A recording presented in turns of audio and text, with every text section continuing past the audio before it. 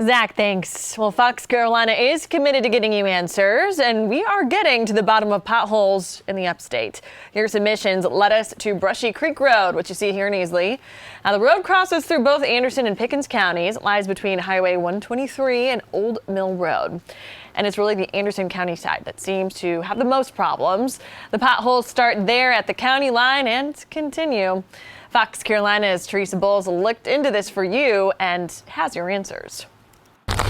I'm here in front of St. Paul United Methodist Church on Brushy Creek Road, and drivers say the problem is their cars keep brushing up against potholes like the ones right here over my shoulder, and unfortunately it could be a while before this gets any better. When it comes to Brushy Creek Road in Easley, this road is in desperate need of repaving, and I'm surprised that they haven't repaved it yet.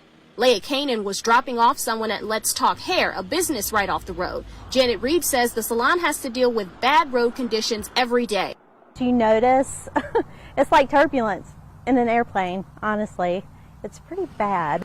This comes from the potholes and constant bumps in the road.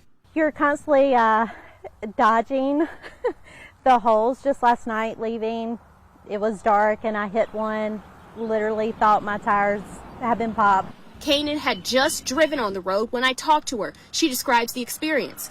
You don't want that when you're driving in your car. You don't really want that, the bumpiness the whole time that you're driving.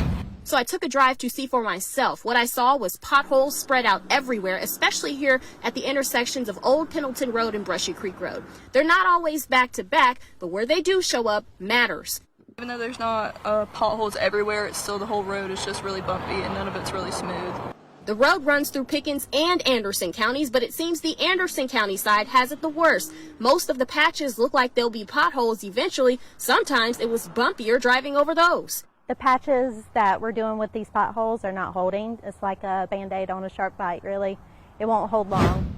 So I talked to the state's Department of Transportation about this. The county line change makes sense. They say the Pickens County side was a part of the 2019 preservation program. It had full depth patching and crack sealing. The Anderson County side did not. And despite the fact that anywhere from 750 to 11,000 cars take this road every day, they've only had to fix one pothole.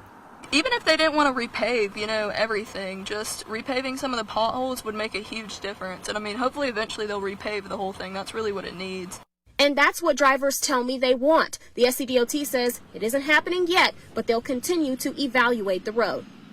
I think actions speak louder than words. So it'd be awesome to, I think the whole state has an issue, but this road particularly, it's because I travel it quite often. It's just, it needs some attention. And I'll keep an eye out to see if this road is added to any lists in the near future. And I do understand that there are 2 Brushy Creek roads with pothole problems in the upstate. And I will get to the other one in due time. In Easley, Tresia, Fox Carolina News.